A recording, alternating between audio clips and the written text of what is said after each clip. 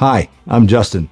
If you've watched my intro, you'll know that from time to time I get into conversations and want to share information on a topic where I've had some experience. And today, I had a conversation with a friend and colleague who's interviewing for a number of revenue leadership positions and asked me my opinion on what is it that I look for. So I thought I'd share my framework here.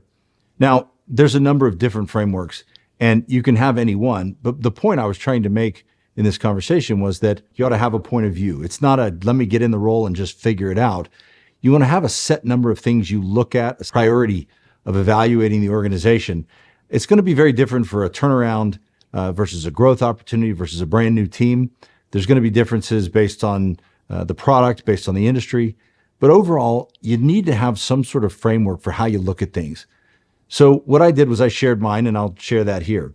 To start, I want to look at the customer. I want to look at segmentation. Who is it we're going after and why?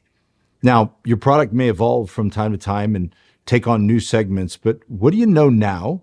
What segment are you trying to tackle? How do you define that segment? What are some of the attributes there? Because it's going to drive your lifetime value. It's going to drive your cost per acquisition. So what is it that you're looking at now from a segmentation? And very closely to that, I would add lead generation. Where are you going to get your leads from? Is it known? Is it unknown? Is there a list of names? Is it the Fortune 500, the Inc. 500? What is it that you're looking at? So again, this is my framework, and I guarantee you that there are many of you who can cut down each one of these buckets into 2 or 3 buckets or lump 2 together. But again, this has worked for me over the last couple of decades as I looked at the effort in front of me and looked at where I wanted to spend some time. So after you understand your segmentation and lead generation, I would look at the sales process. What does the customer journey look like from end to end? What is it that your team needs to accomplish? How many phone calls? Is it a phone call? Is it a feet on the street? What is it that's needed in order to get that customer from discovery all the way through evaluation and ultimately purchase, or to tell you why, to get some information as to why they're not moving forward with you? So once you've locked, at least for now, on the sales process, you can start looking at the Salesforce team size, structure, and composition. What sort of talent levels do you need? How quickly can you ramp these folks? Are you looking for experience in enterprise sales? Are you looking for inbound support? Do you want an SDR or BDR model? So look at your sales process and try to map that to what does your Salesforce team size, structure, and composition look like. After you understand that, now it's time to get down into the infrastructure. And unfortunately, this is where a lot of folks start, because it's flashy. I want to use Salesforce.com. I want to use HubSpot. I want to use Chorus or Gong. I want to use this tool or that tool. This is kind of the secret sauce that I bring to the organization. And many of those may be ubiquitous. That's fine.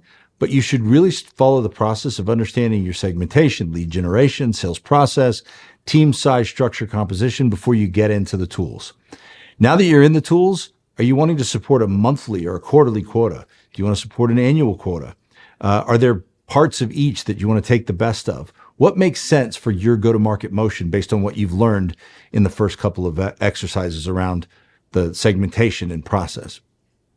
Once you understand the infrastructure, you can then move on to the final step, which is the post-sales process. What does handoff look like? What is required during the sales process in order for you to have an effective handoff and launch? Is the launch complicated? Are there integrations that you need to consider?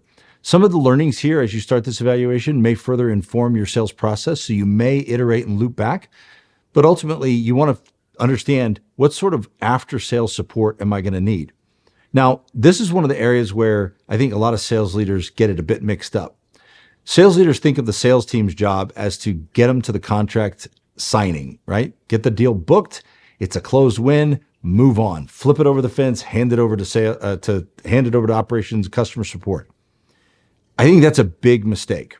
One of the companies I joined had an amazing sales team. They were closing a high percentage of sales.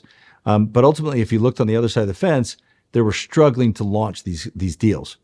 Now, if you looked at the sales process, they were missing some key components. They were missing some of the required attributes of an account that would ultimately launch. Did they have the team necessary to support the integration? If you were going to do the integration on your company's part, do they have the team in-house to support what's needed there? Have you followed that checklist? So there's a lot of things that go on in sales. I'll give you an example at Uber Eats when I was leading the North American restaurants acquisition team. They would get a signature, click through. At that point, the restaurant hasn't paid anything, right? This is a marketplace model where they pay a percentage of gross sales. So great, you got a restaurant to agree that if they launched and you sent them leads, they would serve the food and take the money. But the reality was that the menus were all over the place for restaurants. Restaurants, especially those that weren't digitized yet, had menus on PDFs, on typewriters, et cetera. And so if you wanted to digitize it, it was a huge lift. So we'd get the sales team to take credit for the sale, flip it over the fence, and then ultimately they would struggle to launch. So we changed the process. We said in order for it to be a closed won, you got to have the menu provided and linked in the system. Then it went through a QA process where if the menu wasn't up to the standards that we set for the menus, it went right back to sales and it was not a closed won. We even rolled it into the compensation to a certain degree, some of the launch criteria. So think about that in relation to your role, in relation to the role you're looking at. Where might you need sales to perform a little bit different from a quality perspective in order to ensure the launch post-sale? The customer success model, the coverage model, the account management model, you can follow the same segmentation there and figure out what makes sense for your business. If information like this is meaningful to you, feel free to hit subscribe, hit the notification alerts, and I'll be glad to answer your questions if you post them below. Thanks so much for listening. We'll talk soon.